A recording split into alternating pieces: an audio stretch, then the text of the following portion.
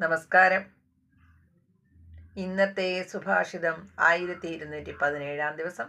സമർപ്പണം ശ്രീ PMN നമ്പൂതിരി. അവതരണം Gita K Namboothiri, ആലക്കോട്ടിലും. വാഗ്ദണ്ഡം പ്രഥമം കുര്യാത് ദിക്ദണ്ഡം തദനന്തരം തൃതീയം ധനദണ്ഡം തോ വധദണ്ഡമതഃ പരം.